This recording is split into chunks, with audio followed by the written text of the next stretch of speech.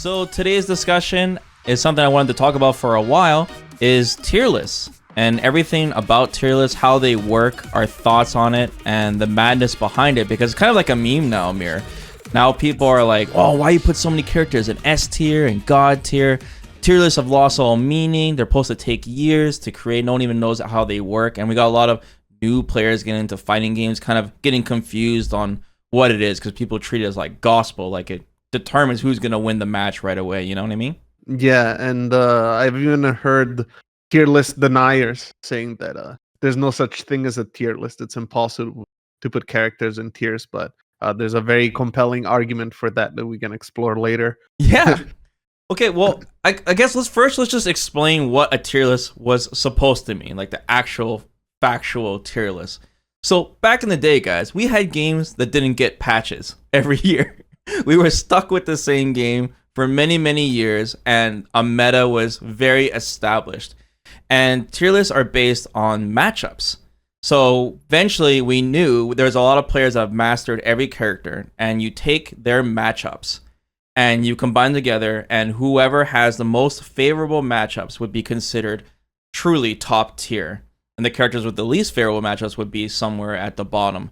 But now, you know, with a lot of content creation and people want to know which character is the strongest or gives them the best edge, we're getting tier lists all the time. Like, for example, Street Fighter 6, we've had 1 million tier lists already, but the game is only like 5 months old. So obviously it's not even close to being mastered. And with patches coming out at least once every year, they will never be mastered. Like a lot of the old school games, like, you know, Marvel vs. Capcom 2, for example, or Capcom vs. SNK 2, games like that.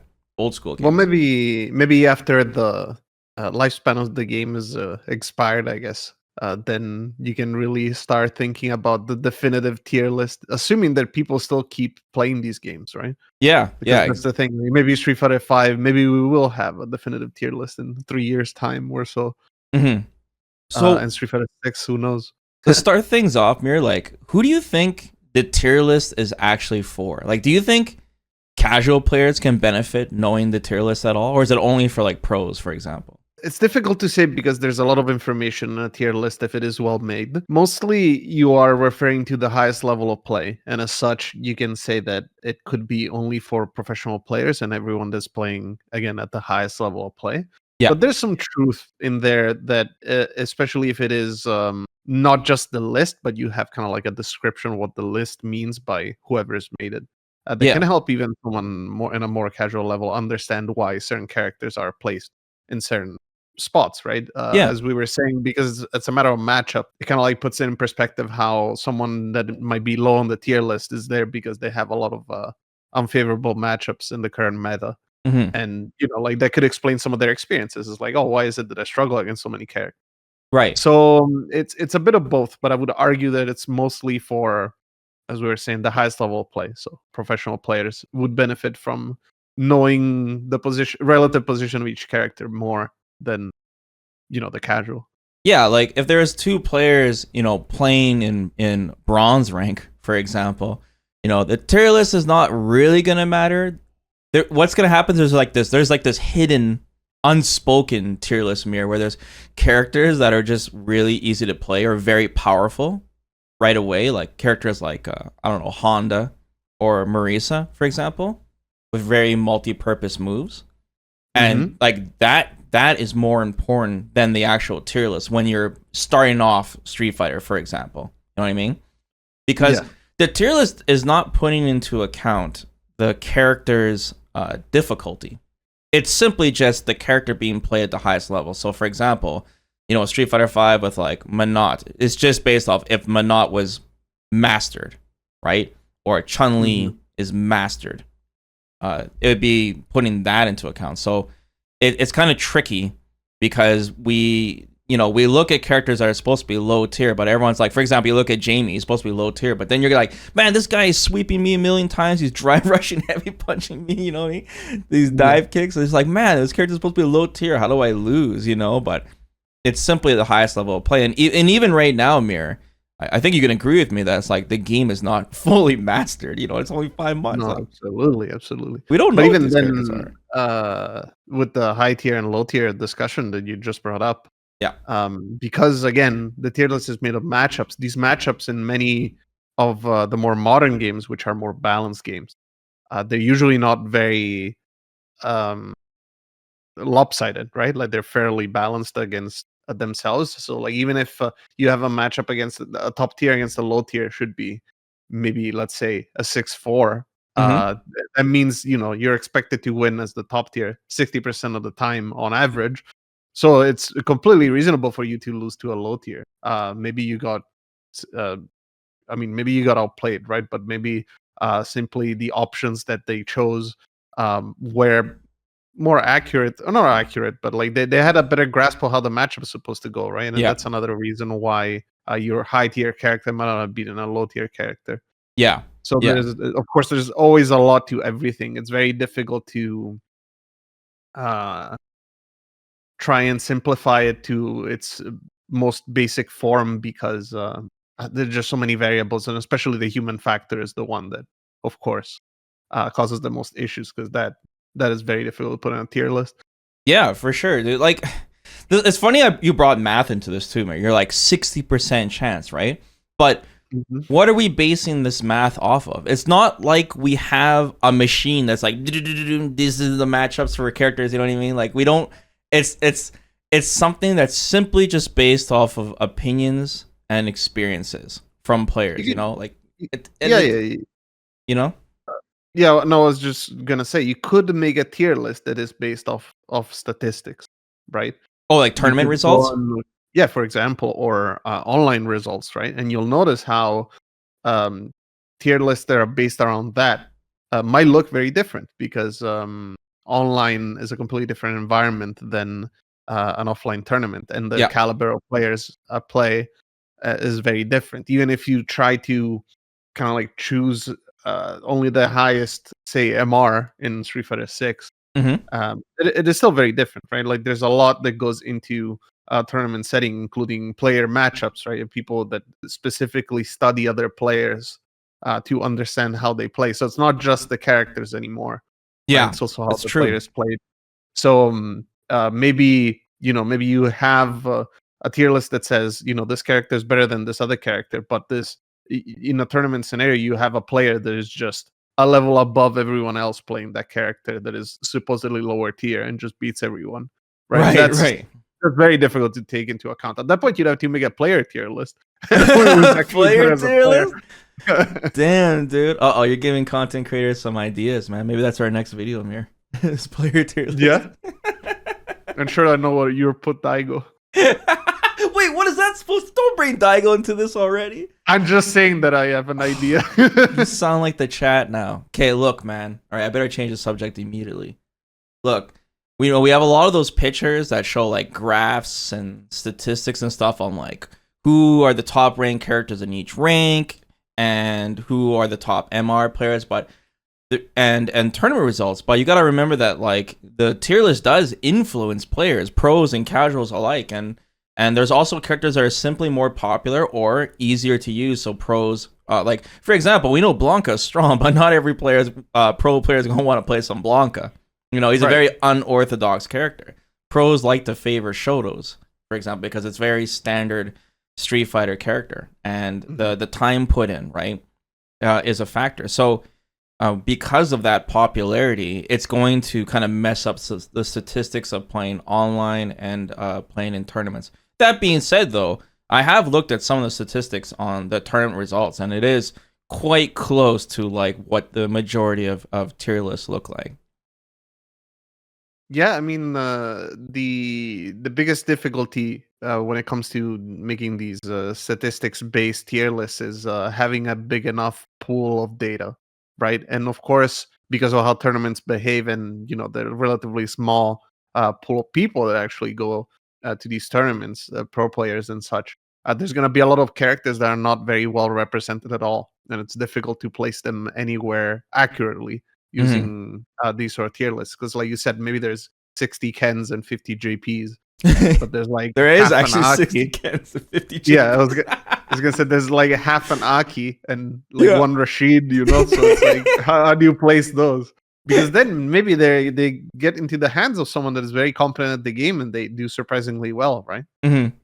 And you'd be tricked into believing that maybe they're better characters than what they are. Hmm. And it's not like, again, it's not like the fact that someone wins a tournament with a character that it immediately means that these characters are very good, or that you need a particularly high tier character to win a tournament. But if you're trying to break it Min-max. down, and well, no, not even min maxes, like if you're trying to break it down to create kind of like a objective analysis of the situation, Hmm. that's when you need to be careful how you handle this data, right? I mean, there's people that literally have PhDs on this stuff, so it's obviously not so easy. I also like you brought in the human factor into it, Mir. On like some days, pro players like are just playing super hot, you know, and Right. they're playing really really good on the day of like top 16, but then the next day in top 8, they're playing cold and they're not doing so well.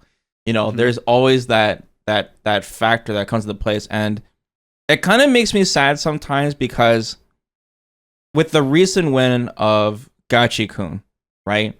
During Yes.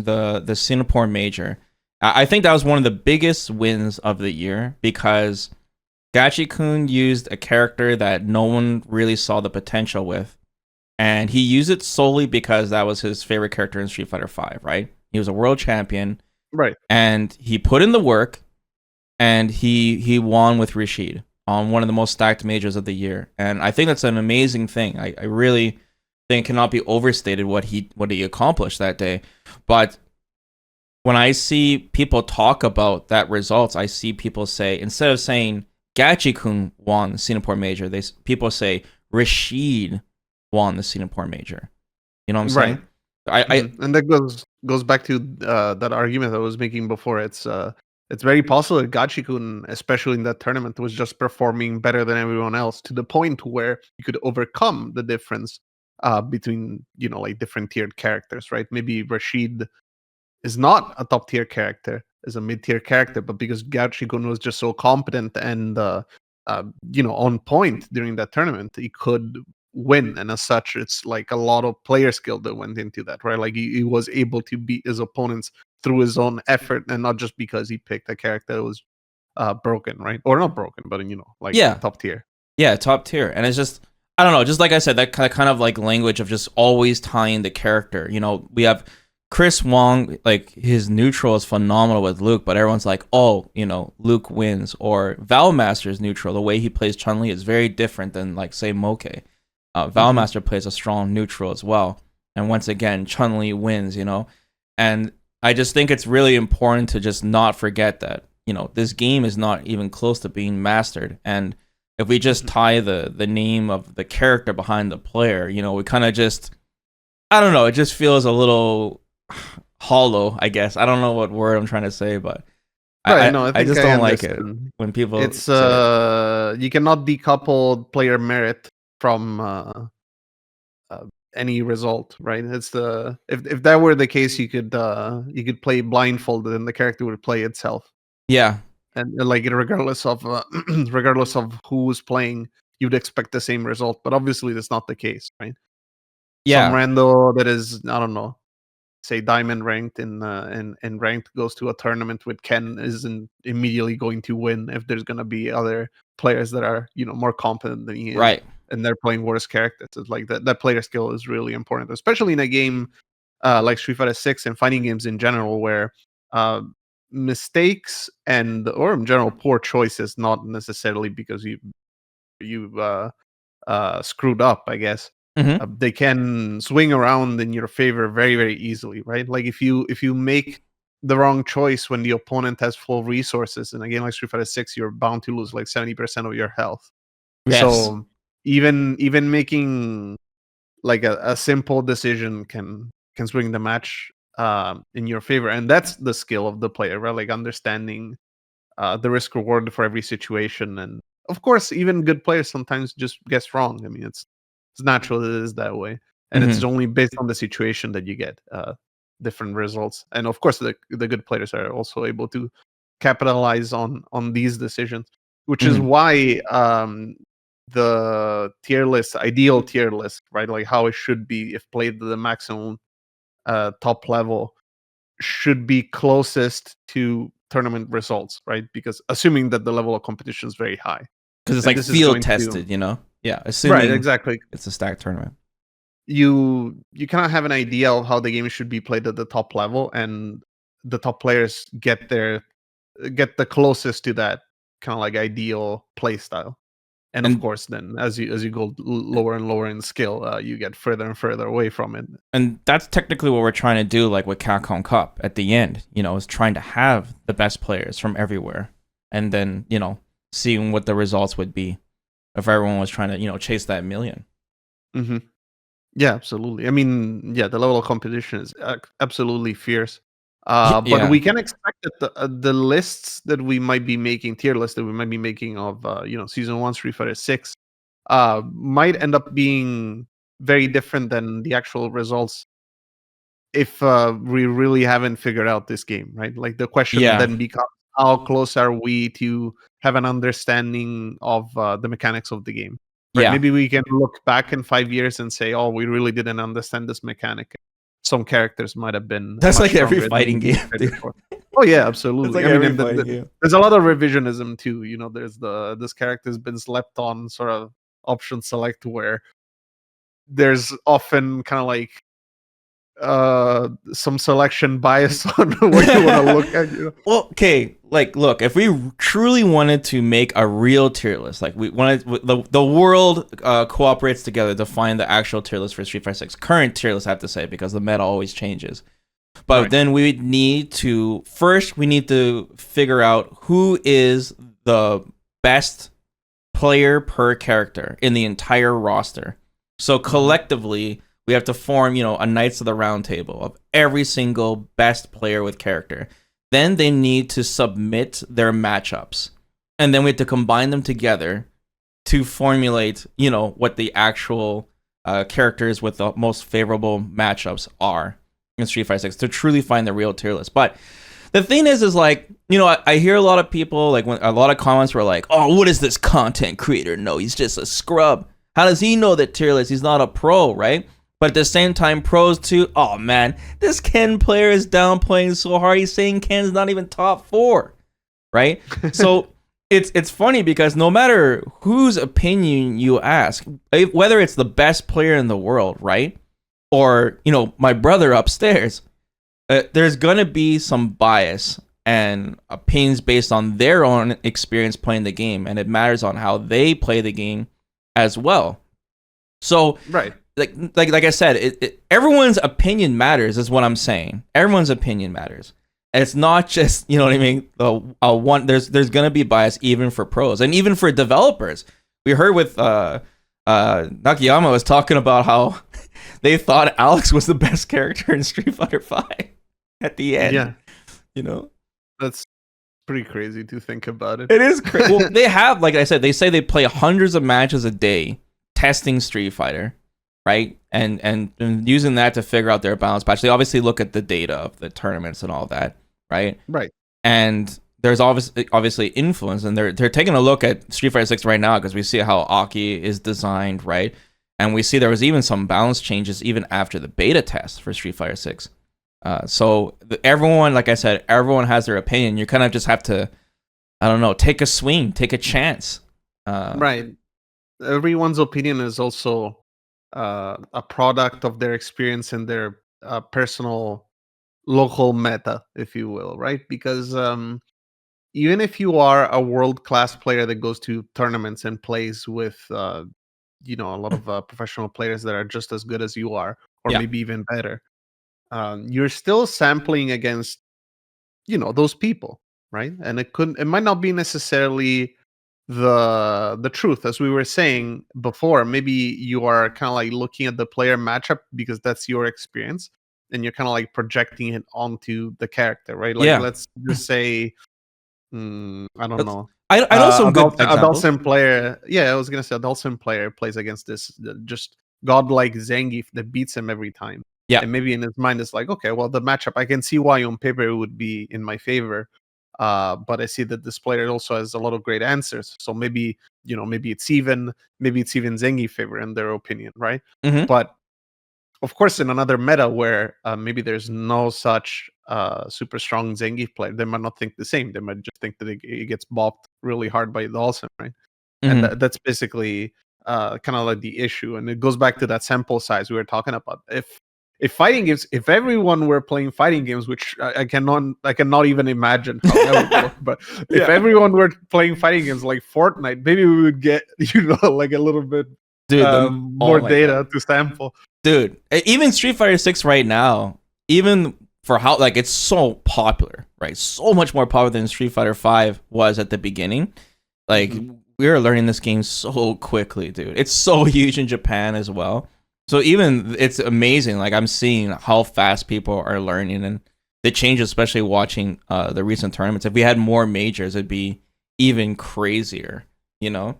But just to add on to your point about how like the region and stuff matters, a good example too is like for example JP, how he's regarded might be different in Japan because you got Kaku running around, you know, in that region. Or using Street Fighter 5 example, like Japan always rated Laura pretty low in Street Fighter 5, but they didn't have Idon running around in Japan, you know. So right. it you know, there's gonna be some kind of beacon or a top player that influence everyone. Pugera's Balrog. There's just such great examples of that. Or I guess Endwalker, right, using Ed. So it's in the EU side. So it's just kind of funny where everyone just needs to understand that, like, you know, tier lists are important. They're fun even if you don't play the game competitively. They're fun to just listen to and debate and stuff. You know, everyone likes to know like what are the best weapons in COD, and you know, it's just something that's fun to talk about. Meta. I get asked all the time on my stream. But it's also important just to not take it too seriously because it's just something that can never be, you know, fully ascertained. Right, especially if you're not really doing that scientific research that we're talking about. Yeah. Most times it's more about opinion and your experience and to kind of like give reasons as to why you believe something is true. Mm-hmm. And it doesn't have to like the fact that you think that something is true, as I mentioned, doesn't mean that it is necessarily wrong. Is just more like the a reflection of your experience, right? Assuming that you're not making it up, of course. I mean, you can make a lot of wrong lists if you want to, but like ideally, you're trying not to. Yeah, ideally. And you know, you look at your own experience and you go like, oh, when I play Aki, I do well against Guile, and that's your opinion, and that's just your experience, which makes a lot of sense. So like as we were saying, it's you have to look at tier lists in the context of who made them, right? Because you're basically looking at their experience, unless they specifically are trying to collect data from multiple people. Which is why I always find those Japanese tier lists from like Topanga and stuff pretty interesting, because there's multiple players that have, you know, fairly similar experience, but of course different because they play different characters and stuff. They kind of like get together and try to figure out a tier list, and often different groups of players, even in the same kind of like local setting of that case Japan, right? Like sometimes it's Topanga and other groups outside of Topanga, maybe it's them or whatever, right? Like they try to make a tier list, and you see how different they are because they all have different opinions on how certain matchups should be played and how some characters fare in those matchups, which is very interesting to me. It just you'd have to make a huge collage of like every single individual tier list ever made if you wanted to make kind of like a generic one that would work for everyone, and even then, right, like it might just not be accurate. It's so difficult to predict. There's a lot of debates too. Like usually when not everyone can come to a full agreement is usually a good sign for the game's balance too. You know, like if everyone unanimously agreed on every character, that would mean the game would be pretty shallow. Or there's not much to learn, you know? Or that people have figured it out, yeah. Yeah. Let's go more into the meanings again, because there's some things I want to talk about, for example, on just because a character is top tier, for example, doesn't mean specifically that they beat a low tier. So like I see this a lot with new players getting into fighting games and stuff. that they'll make Hmm. these kind of remarks like, you were using, how did you lose to this guy? He's using a low tier character and such, right? So once again, we're talking about not putting the matchups into consideration, how a tier list is Hmm. actually made. Or player skill. Or player skill. So another good example is like Guile, for example. Guile is considered a top tier character in a majority of the tier lists that I've seen. However, Hmm. Guile, one of his worst matchups is actually JP. And because of this, even though Guile is a top tier, he's one of the most like unpopular characters that we see like used in tournaments. We don't see many Guile players, right? Hmm. Because they have to, as a pro player, you have to consider the fact that JP is not only one of the best characters in the game, according to a lot of people, he's also very popular. He definitely is one of the most picked characters in tournaments. So your chances of running into a JP is very high. So you have to consider this as a guile. How many times am I going to run into a JP? And therefore, how many times am I going to run into this very poor matchup?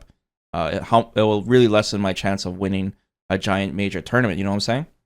Yeah, I mean it's really interesting because if you look at how characters are valued right now, someone like Guile, you'd expect to have the most well-rounded matchups just because he's so well suited to deal with so many characters. But just like you said, he has that one specific matchup that he loses, and it's just so prevalent. It's it's difficult to only rely on a single character when the meta is this way, right? Yeah. Well, no single in this case, meaning Guile, because you're playing, yeah, you're playing in a meta, right? Like you cannot ignore that. Yeah. The the other situation could be the complete opposite, right? A character that on paper beats most of the other characters, but these characters are just very rare and you never see them Yeah. because maybe they are perceived as not particularly good. It does remind me a little bit of Street Fighter 5 and how Abigail was kind of like the gatekeeper of the game, where basically every character that was already low tier lost really badly to Really Abigail. badly. Yeah, and then Abigail himself had even or maybe unfavorable matchups against most of the top tiers, Yeah. and it kind of like puts him in that place on the tier list where everyone worse than him just loses badly, but everyone better than him has a chance or like wins. Yeah. Like Um, even a really old school game like Marvel vs. Capcom 2, that where you select multiple characters and have assists, there's a lot of factors there. The tier list is based all around one character, and that's Sentinel. It's like, can your character handle Sentinel? And it's like tier list is based around that. So that's like interesting. And mhm. with back to Guile, even in Street Fighter Five, there was I think it was season 3. It was like the season of Monot, like Monot heavy Yeah. punch, medium punch, and Guile had some huge problems in that matchup, and it kept Guile tame. And once Monot got nerfed, all of a sudden the Guiles just started coming out of nowhere, right? And it could be the same with Street Fighter Six, Mhm. with where JP keeps Guile in check. It's just interesting because once again, Guile is a top tier character, but he is not meta. So theoretically he's not really top tier from just a tournament perspective alone, so I'm just saying it's more complicated than that. Yeah, absolutely. There's a lot that goes into this. Again, it's very difficult to kind of like find an obvious answer. But in general, I think it's a good idea to look at these problem characters, if you will, as kind of like a product of the current state of the game, right? Because if you were in another context where maybe let's say JP is very unpopular because for whatever reason, then Guile would immediately skyrocket in the tier list because Yeah. then it would be much more apparent how uh, well suited he is to dealing with different situations, right? Like different matchups and stuff. Hmm. It's just sometimes you have that one thing that a character is very good at getting around, and it just is very polarizing sometimes. So the And other it way. also Oh, sorry, go ahead. No, I was just gonna say, and it also is important to keep in mind that this is something that I'm sure goes through the head of the developers as well. Like I would imagine that the Street Fighter 6 developers, if whenever we're gonna get the first patch Mm-hmm. for this game, they're kind of gonna look at JP and maybe say, okay, we need, I don't know, they decide to nerf JP, right? Mm-hmm. They're gonna go like, okay, we're gonna nerf JP. It is possible that characters that are heavily affected by the JP matchup might also get nerfed themselves, because then the developers might think, okay, well, now that their worst matchup is way less of an issue, they could be too dominant, Right. right? So like you could get some unexpected nerfs that you might not have predicted, but because the meta around like the game is changing, and the developers are hopefully trying to predict it in advance. Right. And then it could be hit and miss, right? It's difficult to There's say. always gonna be a character at the top, right? There's always gonna be characters at the top. There's always gonna be characters at the bottom. So yeah, they have to just anticipate it and try to prevent it before it starts, I guess. So it's not too lopsided. But what I was gonna say before, Mira, is that it goes the other way around too, where there are low tier characters that actually have some favorable matchups against some of the best characters in the game. A good example in Street Fighter 6 is Kimberly. Kimberly can do really well against JP, even though she's considered one of the worst characters in the game. And it's interesting. So it's kind of like a dark horse kind of character. And we had some of those characters too. Back in Street Fighter 4 with like Balrog, for example. And even like Ed in Street Fighter 5, like he was good against Rashid because of the really fast reversal option against his pressure. So it once again, like for new players getting into fighting games, just because your character is low tier doesn't simply mean you beat high tier characters, and vice versa. You know, the matchup, the matchup is the most important thing that matters. Right. Oh, another thing about tier lists, and it kind of like refers to something you mentioned before, how in Marvel it's about whether or not you can beat Sentinel. Yeah. Another way of looking at tier lists is often you see kind of like different tiers being thrown around, like A, B, C, S, double S, triple S, God. SSS plus, God, broken, like complete dog, like whatever. Uh-huh. But like when you look at that, sometimes it's a little bit silly. There's a lot of tiers, Mm-hmm. and they're not very consistent between tier lists. But a good way of thinking about it, personally at least, I think, is you take the best character in the game, or whoever is perceived to be the best character in the game, and that's kind of like 100%, right? That is the best character, Okay. and that's the top of your list. And then you want to look at the worst character in the game at the bottom of the list and say how much, if we were to compare power levels, right? Like in the sense of how competent is this character at playing the game, and again, measure the matchups and stuff. Mm-hmm. What kind of like percentage of the best character is this other character, right? So like let's say in a well-balanced game, you would expect the top character and the bottom character do not have that big a differential, right? Like let's say if that one is top 100%, right, Mm-hmm. the bottom character is like say 90% of the top character, right? Like it's like 9/10 the strength. And then maybe in a less balanced game, like especially the older ones, it could be way worse, 70, 60, 50%, right? And that is a good way of putting in perspective basically a concept that is difficult to convey in words like tiers, right? Like even if you have someone that makes a tier list where there's the 5 upper tiers are like S, S, S, SSS, SSS plus, Yeah. really you could shift it down to A, B, C, D, and it would be the same list, Right. right? Exactly. As long as you actually are making this consideration of like what is the relative strength of the character, because Yeah. it'd be easy to say, like top tier is S and bottom tier is F.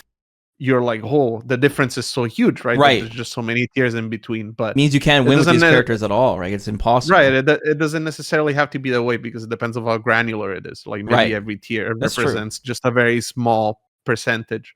So like if we were to start putting the percentages in, maybe it'd be a little bit less ambiguous. Next But tier list, Mir, we're on it. everyone, Next tier yeah, list. yeah. But We'll do it. everyone does it the way they like, We'll right? Like change the maybe meta. we'll change the meta indeed. But maybe the SS plus, whatever they use is Yeah. just their way of expressing like how how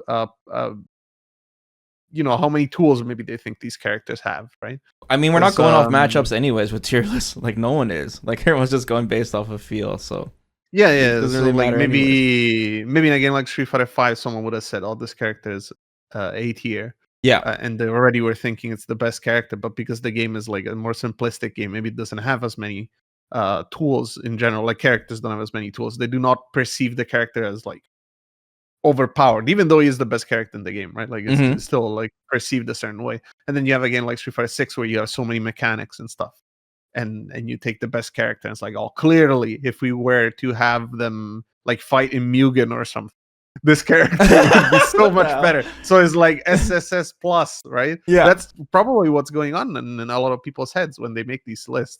They just look at them and kind of like they try to be as objective as possible, but obviously the tier list is relative anyway, so it really doesn't matter. Man, you Basically, must is have what saw I'm trying some to tier say. lists that tilted you, man. It's SSS. No, I mean it's just well, Japan actually likes them a lot, and they do that in video games too, right? When they Right, give they you a do. rank, it's like it's not A B C, no, it's like You get S, C B A S S S S double plus. triple S, and then like golden god whatever. they just can't stop. They're just like Yeah. going up and up. Well, it's interesting you mentioned mechanics too. So, like, what do you think about developers using mechanics to compensate and help with tier lists, like a character's power, where they can have mechanics like we have our drive rush. Like Zangief's got drive rush, so now he's got a quicker way to move forward, or having a parry mechanic where if you know what the opponent's doing, you can use parry to help your character's strength. Like, what do you think about that? Right, that's difficult because if it is truly a universal mechanic that works exactly the same way for everyone, then you can make an argument that the top tiers, because they are, like more complete characters and are better in most matchups, then the universal mechanics would benefit them more than the low tiers. Uh-oh, Street Fighter Right, 3. that's yeah, I was gonna say that's a famous Street Fighter 3 argument. It's like, oh, but this character, even though he's low tier, he can win because he has parry. Yeah, okay, but Chun-Li and Yun also have parry. It's not like they they just don't have it anymore. Yeah. So it's in the case of Street Fighter 6, it's interesting because some universal mechanics are tuned to the individual character. So the drive rush, right? Okay. Some characters have a better drive rush and others have a worse one. That is a fact of Street Fighter 6, and as such, it is not quite as universal, but other how can I put this? Other mechanics are the same for everyone, right? And you can work around them in a way where maybe some character benefits more from the situation than others. Yeah. Like if Zangief lands a DI, he can really do a lot of damage, right? Heavy SPD, you can land as level 3, which is not something that you would normally be able to Yeah. combo into. Manon right? does a So, perfect it's parry. She situation- gets a metal level. Ken gets a perfect parry. He puts you in the corner. Things like that. Yeah, exactly. So like you have different situations and characters can benefit from those situations differently. But even if you were to remove the universal mechanics, those situations will still be there, just in a different form, right? Obviously, Ken might not get it from a DI, might get it from, say, you whiffing a DP and you do a punish counter combo, Mm-hmm. right? Zangief could do the same and such and such. So because they affect everyone evenly, unless they're specifically tuned for the character, like as I was saying with the drive rush, then I don't think they affect tier lists. They shouldn't affect tier lists as much. They might affect the player matchups and how close we are to kind of like the best level of play. Mhm. Because obviously, if you have a lot of different universal mechanics, it's difficult even for the best players to have a full grasp of how to use them perfectly of every time, right? Yes. So that could be the most influential factor. It's like how close are we to the best level of play?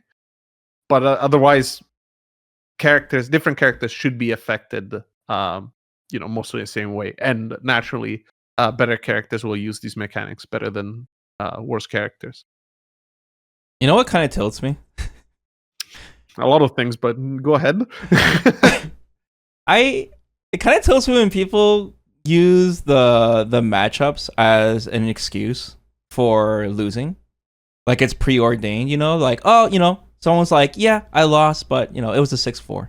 You know what I'm saying? Like they just throw out the random matchup number. You know what I'm saying? Yeah, the rationalization of why you lost.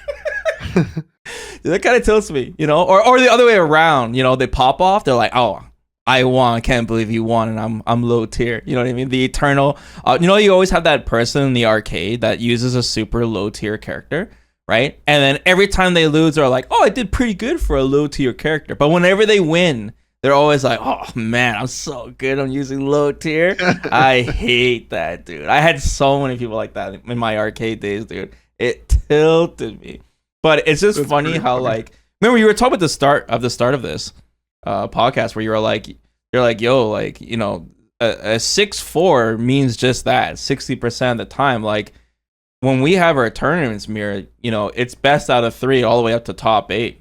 Then it's best out of 5. But the 4 times you lose in that 6-4 could be on that very set in theory, and oh yeah, absolutely.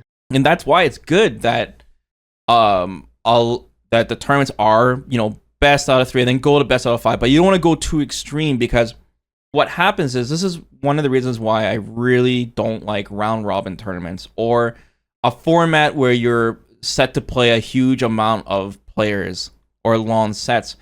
And that is because when you do that, the tier list will matter more and more. It'll become more and more of a factor. Back to Guile running into JP or playing long sets with JP Mir, or something like a low tier character like I don't know, Jamie, Lily, or maybe even Zangief, right? What are the chances of a Zangief winning a round robin tournament? It is so low, because you're basically gambling. You're fighting against the odds. Everyone has to be playing really bad that day, So yeah, it when you play shorter sets, I'm not saying a best of 1 because that's the other extreme, but it adds that kind of, I wouldn't say randomness, Mir, but it doesn't. We don't automatically know who's gonna win. It makes it exciting. You know what I'm saying? I mean, to kind of like give some insight on the history of like games in general, right? Like games have always been for us as humans kind of like a way of training for real situations, right? Mm-hmm. Like combat, survival, whatever, right? And that's why you have chess and like all these strategy games. And the fact that they're so swingy, I guess, right? That it's so easy to win or lose because of just a couple of poor choices. It's honestly very reflective of a lot of situations in life, right? So like that's why we have this is getting deep, man. What's going on? Oh no, that's what I'm getting at. Like it's like this is why we have this sort of like format for a lot of competitive games, right? Yeah, it's just natural, and so we've grown used to it. And the more you change it, the the more unnatural it becomes, right? Like we're not really mathematical creatures. So damn, Mir, this is getting over my head, bro. You're knocking me off my. What's going on, Mir? What did you drink today? I'm just giving some insight, But no, like it's true. Like basically, what I'm trying to say is, those sort of formats for tournaments are just the most natural for us, and I think what you said is very apt in the sense that it applies to the situation as a spectator as well, right? Like you want something that feels exciting and potentially diverse and interesting. Mm-hmm. So like having that little bit of tension, because you're not trying to make like a scientific like we were saying with the tier list, right? You're not taking 100 matches and saying like, okay, let's average it out and stuff. That's not interesting, right? Like right. you get it's just too much. You're trying to create a tense situation, right? It's like, who's gonna win? So keeping it short is definitely important, and obviously you cannot keep it too short, as you said, otherwise it becomes the other extreme. Casino Fighter 6. yeah. But yeah, I mean that's basically my thought. It's like it's just very natural to have this like sense of tension in games, because it makes them feel more rewarding too. Mm-hmm. Right. Another thing too is the matchups themselves, Mir. Another thing is like someone will like throw a, oh man, this has got to be a 7-3 for sure, or an 8-2.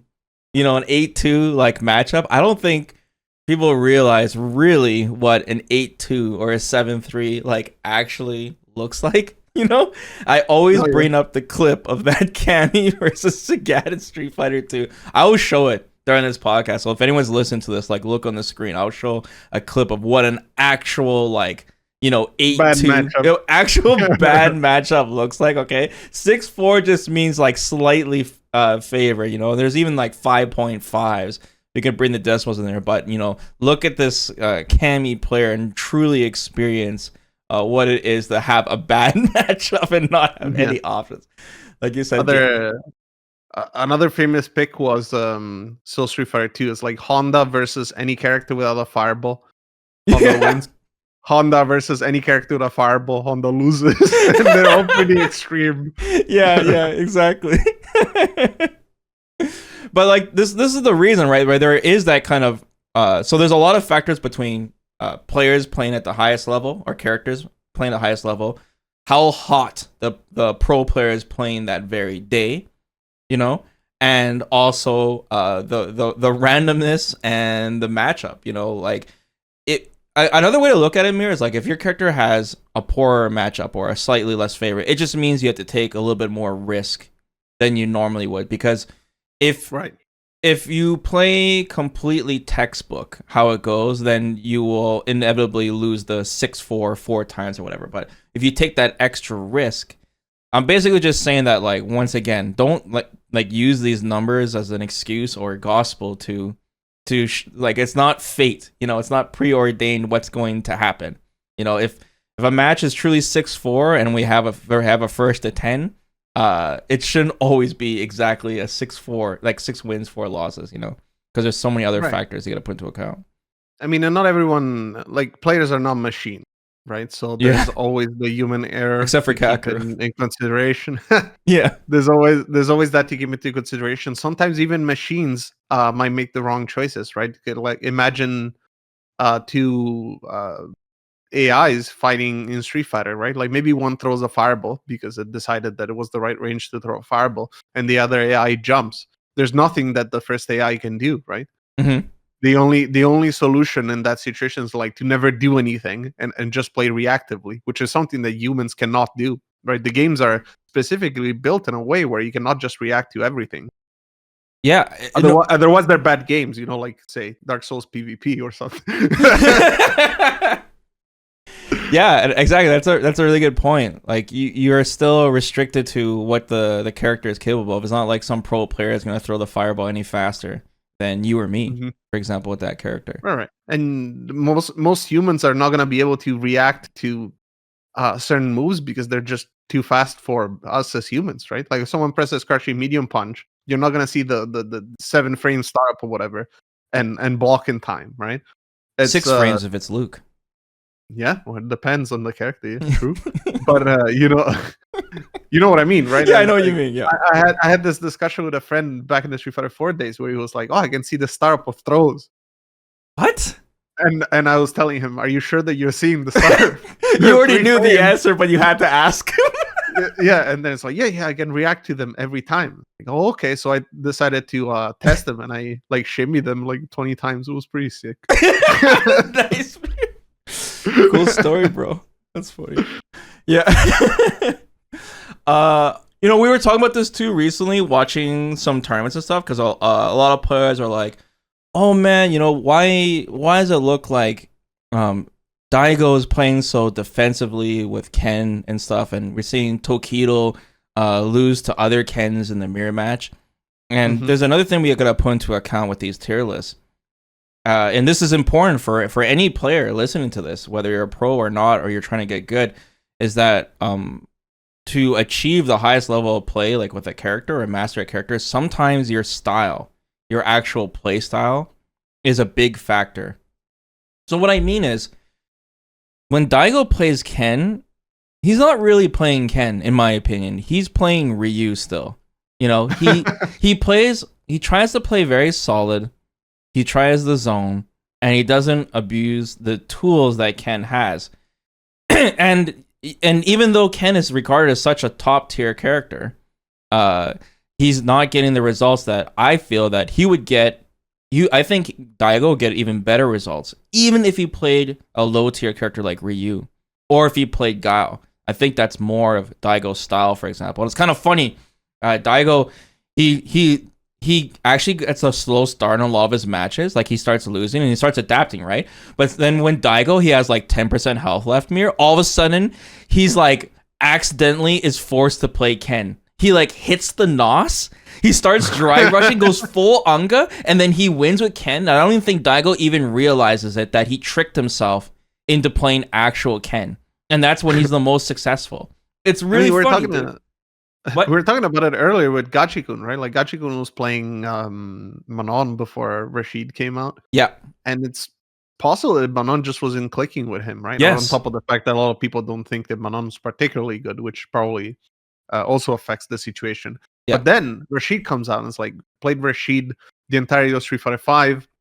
I know this character. I like this character. Of course, Rashid's different in Street Fighter 6, but that was like enough to, do well in the game, right? Because again, Rashid is not considered to be one of the best characters in the game, but Gachikun really, you can tell that he resonates with this character, and his skill set is built around having played that character for so long in Street Fighter 5.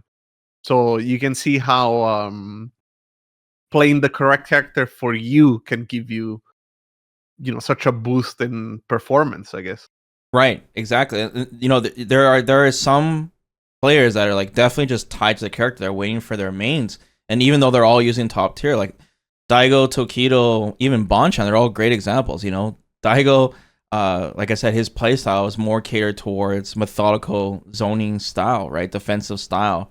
Tokido, obviously waiting for Akuma, he was jumping between Luke and Ken, other Shotos, and even Bonchan, Sagat. Everyone knows him for Sagat. Well, there was Nash waiting for those buffs, but they never came. But he's playing Luke. I mean, don't get me wrong. These three players that I just mentioned, they're doing really good. They're making the top 8s in tournaments for sure. But you can tell they're not at their peak. They're not the best of their characters that other players are. I don't think they're like the best Ken, for example, right, or the best Luke. So sometimes the play style matters, and I'm not saying this just for pros. I'm saying for anyone listening to this, your play style really, really matters on reaching a character's full potential. So you shouldn't just be chasing top tiers like Fujimura, for example. That guy's all over the place, dude. That guy changes his character like every week. You know what I'm saying? So like it's important. And another thing too you have to consider, Mir, is that when you find a character that you really like, that you really click with, even if that character's low tier, it's only low tier until the next balance patch. Maybe your character will get buffed, unlike Nash, but you know what I mean. Like yeah. Another thing that is important about this discussion is that maybe you have two players that are playing the same character, right? And they're performing just about the same. And then one of the two switches to another character, and all of a sudden they start doing better because maybe that character fits them, the character is perceived to be better or whatever. Yeah. Right? That doesn't guarantee that other player that played the same character as you did would do better if they switch as well, right? They could just switch and do worse or do the same. Right. And that is something, again, that you might consider looking at a tier list, because you go like, okay, I play Chun-Li, and every tier list says that JP is a better character or whatever, right? Yeah. Ken is a better character. So you might be tricked into thinking that if I switch to these characters, I will immediately do better. Right. But it's not necessarily true, right? Yeah, it's like on top of the fact that you need to learn these characters, of course, you cannot just switch on like one day. But of course, it could just be that they don't fit your playstyle, and your playstyle is much more of the determines your results much more than character strength sometimes, because it's just your skill set, right? Like maybe you're really good at a certain kind of part of Street Fighter, and you might not even realize it, but it affects your success with characters. Yeah, it goes the other way around. Like, what if you're a JP player, Mir, but you're actually really the best with Honda? Since the Honda, you do it even better. Like, wow, this character is crazy. No, legitimately, that is possible. Right. I mean, you won't know until you try, right? Yeah. Now that we're on this topic too, like recently we had the NA East finals for World Warrior, right? And we had some interesting counter picks take place that kind of like back up our examples here. And one of them was Knuckle Dew. So Knuckle Dew, he famously uses Gao, right? But he's got a Cammy counter pick on the side just in case he runs into JP. And he did. He ran into Banana Can, I believe. And he tried counter picking with Cammy. And he took one game, he was doing okay. But in the end, it wasn't, he knew he would do better with Guile, even though Guile is an unfavorable matchup. So he switched to Guile, right? And then he won. He overcame it because of Guile's his play style, right? He mastered that character, and that was the best performance. Even though it was an unfavorable matchup, it mattered more that he played Guile rather than Cammy, right? Even though Cammy is supposed to do well against JP. And then in Grand Finals, Knuckle Dew played against Mena RD, and the same thing happened with Mena. Mena actually picked JP trying to counter Guile, but it didn't do well at all. And so he switched back to Blanca, right, which was supposed to be favorable for Guile. So it's just really interesting. Like, I'm not trying to say counter picks are not a thing, but when you're playing the highest level of play, if you're playing against like the top 3 Guile, you know, or the top 3 Blanca or whatever, if you're gonna counter pick, your character has to be on that level to handle it, because once again, matchups in theory are 2 players playing at the highest level of their character, you know? Yeah, exactly. This reminds me of another great situation or example from the Street Fighter 4 days, when people would counterpick Snake Eyes' Zangief with Sagat. But obviously, that was like Snake Eyes' most played matchup, because everyone would do that, right? Like everyone would pick Sagat against Zangief, and he was just so competent and knowledgeable in that matchup that you would end up winning more often than you would lose. Right. I remember this time the Shen tried to pick Sagat, and it wasn't pretty. It didn't go well. It wasn't pretty. Because that's exactly what you were saying, right? Like, you have to also consider that the other player probably has played that matchup more than any other matchup, because they know that it's a difficult matchup. So they need to have all of the possible knowledge and tricks and stuff that you need to win. So if you don't have the same exact experience on the other end, then there's no guarantee that the counter pick is going to be any better for you. Yeah. Right. Especially if you also don't know the matchup, because that's another thing. I guess it's kind of like a corollary, and an add-on to the point. Yeah. When you have a good matchup, you don't have to think as hard because you have a good matchup.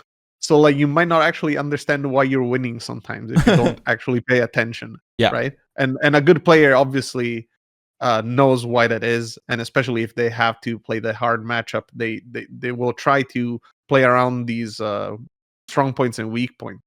So if you have no clue what's going on.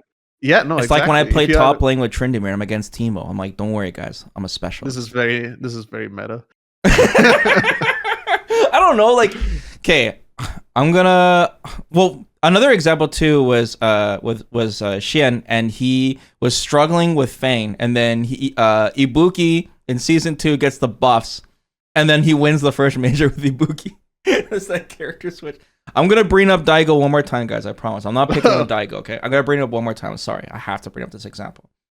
Daigo was soul searching after they did Ryu dirty, and he went to Young. He picked the best character in Street Fighter 4, and he had the most amount of points in the arcade. Like, he was the highest ranked Young at the time, and that character was just completely not Daigo style. He did 3 uppercuts in a row, and Punko ripped off his belt. I just have to bring that up. That, like, once again, the player's style is a factor. You can't just chase those top tiers, man. You just can't, or otherwise, yeah. And then he played totally not Ryu. Oh yeah, and then he's like, "Oh, evil Ryu. This character is kind of like Ryu," and then he does super good. Or to be fair, evil Ryu was also very good, but yes, I agree. Oh yes, there's definitely player archetypes and play styles. Another thing we have to mention, Mir, is that tier lists they kind of change like the wind. You know what I'm saying? Like, the meta is always going to be changing, and even with Street Fighter 6, where we're pretty hard locked on some characters like JP and Ken, because of the meta kind of affects how tiers are. So, for example, right now Street Fighter 6, it's very drive rush based. So a lot of our current tier list is based off of how well can your characters deal with drive rush, stopping it, and how well do your characters use the mechanic itself, drive rushing in. Because, like you mentioned, drive rush is not built equally as a universal mechanic. Everyone's got different speeds and distances, right? Right. And who knows what the next meta will be? Maybe it'll become like what already feels like a throw looping meta, but or a perfect parry meta, right? Which character capitalizes on perfect parry better than others? You know, and it will constantly change. Even Street Fighter V, I'll use an example of like Punk. He changed the tier list based on the meta, not the character. So Punk used a lot of shimmies, like and one hit confirms that really opened up the eyes of like how neutral was going to be played in Street Fighter V, and that changed things up as well. It had a strong influence. So things like that matter, even in Street Fighter 6. Yeah, I mean, as we were saying, tier lists are kind of like representative of the current meta, right? So like if someone shows up that is so good with their character at dealing with, say, all the JPs and Kens that are around, right? Let's just say there's a character that is good in those matchups and a player that like just dominating with that character. It's possible to see that there's gonna be a shift in character picks, right? And as such, their perception in the overall tier list, because you don't see these characters win anymore. You're like, well, this matchup is just so prevalent Yeah, that dude, we they have just don't like do as well. Fudo's like undefeated right now. He's won like every single CPT with DJ, and now I'm running into like 7 DJs online in ranked. Like no jokes, like. There's so many, and now everyone's talking about DJ again. You know, like we were talking about, like a lot of people were talking about DJ at the beginning of the season because there's this absurd drive rush, but now we're talking about him again, right? And then, like I said, the Ken performance and even the JP performance actually has been quite low, and the players, now the downplanes coming in and like, oh, we're not basically like we're basing the tier list off of current results rather than total results, and and it changes that way, It's funny too, Mir. We should talk about like how much the public enemy number 1 or the most popular like top tier characters have changed so much since the beginning of this game. Like, do you remember during the Street Fighter 6 beta, like the first few betas, everyone was saying Luke was like the worst character? Yeah, man. I remember at the GX build, right? I got to play the game and I tried out Luke and I was like, this character feels really strange. I have no clue how you're supposed to play him. And at the time, I kind of like option selected by saying that I could not understand how he was supposed to be played. And kind of like put him at the bottom because I just had no clue. It's like, how is this character supposed to play? And then obviously the more we understood about Street Fighter 6 and drive rush and the meter management and stuff, then you can see the character come in its own, right? I know. I wish it's just so hard. Like when you have just a small glimpse of the game, you just end up playing it like the previous game. Right? Remember Street Fighter 5 when everyone was playing like Street Fighter 4? The same thing, right? Yeah, exactly. I wish I could just, I don't know, have a time machine mirror and go back in time to the first beta and just pick Luke and just go perfect, and just spam crouching me and puncher. I was like, whoa, this Luke is crazy. You know what I mean? Like, it's just the meta. Just it depends like on how much we know. Back heavy kick anti-air into level 3. Yeah, but Luke did get a little bit of nerfs. He did. And like that's the thing though too, Mira, is that even though the beta was such a short play time, it influenced Capcom, man. For some people. It influenced it. Like, dude, Ryu got some nerfs, some small nerfs, with his crouching heavy punch. Luke got some small nerfs with his back heavy kick. Kimberly got hit the hardest. Everyone was saying Kimberly is the best character in the beta. To be honest, I'll say something about that. What? I think that the Kimberly nerfs, I know that the Kimberly players will hate me for this. Here we go. I think they were warranted. I don't think that character was particularly fun to play against the way she was. And I don't know if they had the perfect solution, which is why they went with what they did. Yeah. Maybe they're like kind of like buying time for a season 2. But where look, they will figure it out. But like I'm glad that they did the changes that they did. Dude, but Capcom they did they said they play hundreds of matches a day on their play testers, right? And they have their own tier list. And with Kimberly, like they were influenced, you know what I mean? Like they took away reversal. That is such a harsh nerf, and maybe Mira could be a moment where you can say apologize if they give that reversal back, and it's like a Kimberly meta after in season 2. We'll see. Well, but, I hope not. Yeah, another thing too is like after the Luke Kimberly madness once again near the launch of the game was Guile. Guile was also regarded really, really strong. It took out some of his sonic boom loops, and that Guile was regarded as strong because JP wasn't even in the game yet. The game wasn't out. So how are we gonna know all the matchups if we can't play all the characters? Right, absolutely. And I mean, to be fair, even with the presence of JP, that doesn't invalidate every other matchup that Guile has, right? Because like Guile is still a very well-rounded character, even though is particularly based around the zoning. He has the opportunity to deal with basically every matchup. It's just that JP, the way he's built, it requires very specific tools to deal with him effectively. Yeah, and I'll just lacks those tools, and as such, the matchup is garbage. Chun-Li is another character, Mir. Oh, sorry, what were you gonna say? No, I mean that was it. I was just saying how the JP matchup is bad, very bad, but Guile is still very good against most of the cast. Basically, is what I'm trying to say. Like that, the fact that JP is so prevalent affects his presence in the meta, but it doesn't make him any weaker against everyone else, right? Like that hasn't changed that much. Chun-Li is another character that was regarded with lots of tools. Even I remember we did a small tier list on Chun-Li regarding her as really strong because the amount of tools that she had. But then, when the game came out, it's like, Chun-Li, she doesn't have throw loops. She's got no mix. And she went down, Yeah, we're trying to picture her at the highest level of play, right? Like you look at a character that has so many tools and options, and you imagine that if you have someone that is extremely competent in the character, then you could see, you could see how the character would be really strong. Yeah. However, we just didn't really. Well, you could argue that we didn't really get the chance until very recently, and in fact, it might still not be the case, right? Maybe no one's unlocked Chun-Li to that level yet. Yeah, and that's one of the curses of having a very complicated character. Is that on paper it looks like you can deal with everything. Yeah, and now with like Valmaster and like Moke, like now we're seeing like even Chun-Li, she went through a lot, like even using modern controls, right, with Haitani at Evo. And now fast forward, now all the Chun-Lis are using classic, and now we have like Moke and Valmaster having two different styles of Chun-Li, showing that she's really strong.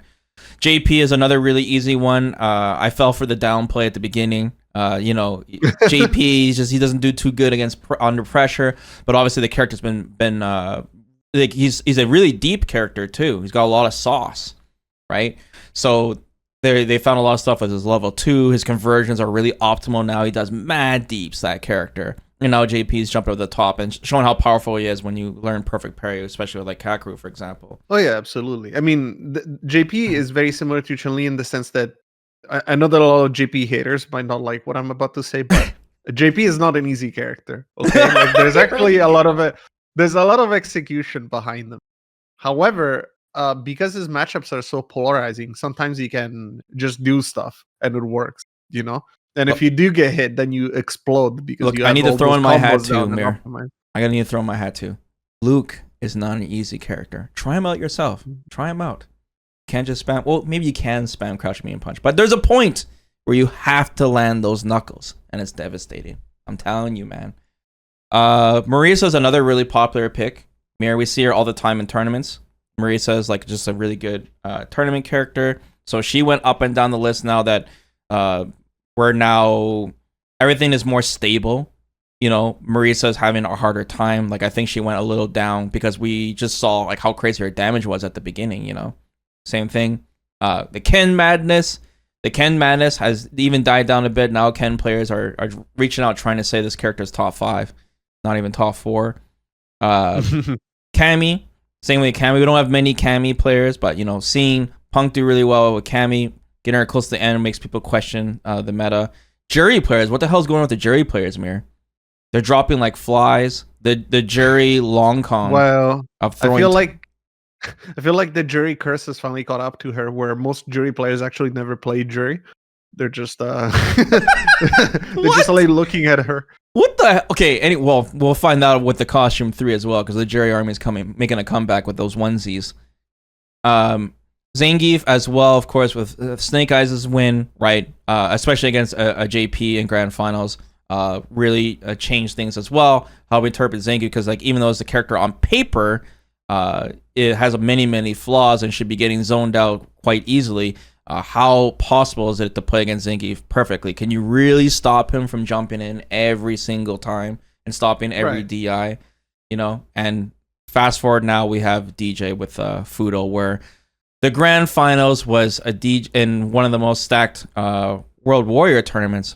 We had a DJ mirror match of 2 DJs going drive rush sway into drive rush sway in the last 10 seconds straight, and yeah. Now people are talking about that. It's called footsies.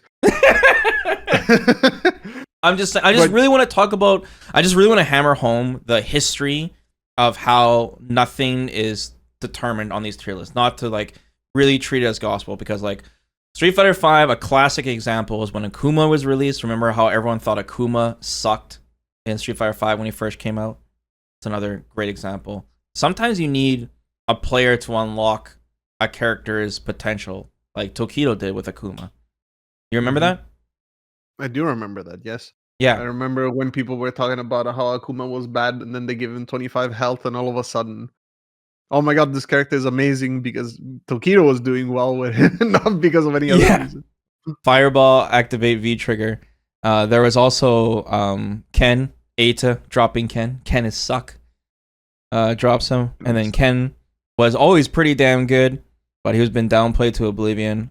Poison, I'm a victim of this. I did a tier list video with Sonic a long time ago, and we rated Poison very low. She had a lot of issues, and then Item showed the potential of Poison. Ibuki was shit. What's that? I was gonna say, I'm glad we weren't wrong about Kage. Yeah, dude. Yeah, I don't think anyone was wrong about that character. Ed, we already talked about. Ending Walker. Cody with Momochi. Momochi really showed the potential. Like, you're like, wow, this character kills you in 2 combos. He's really good. If you charge like, you know what I mean, like Zonk Knuckle for 10 seconds every single round, it's insane. Pugera with Balrog, same thing, always holding tap and killing people in 1 hit. Abigail, you already mentioned as well, and even Street Fighter V Luke Mirror. If you remember, when Luke was first released, nobody was really talking about Luke, to be honest. He wasn't even that popular. It took a bit before people realized how insane Luke was in Street Fighter V. So I just, like I said, the main point of this conversation, Mirror, is I just want people to really understand that, like, the tier list, at the end of the day, it's not some perfected thing. It's for fun. It can be important to understand the meta, but you shouldn't just, use it to determine every win and loss. You can't just blame the tier list instead of yourself. It's important for players getting into fighting games to understand this and how it works. It's different than other games, because much more complicated, Yeah. And I'd like to say one last parting thought. I know that there's going to be people that say, tier lists don't matter. Tier lists don't even really exist, right? Like, how can you value some character better than, like higher or lower than another character? And there's a great example, and I'm thankful that this was, that I learned about this, because it's so useful to describe why tiers exist, right? Yeah. And shout outs to Buffel. He's made a video about this. Actually, 2 videos about this. Okay. But it brings up, I think it's Ultimate Marvel vs.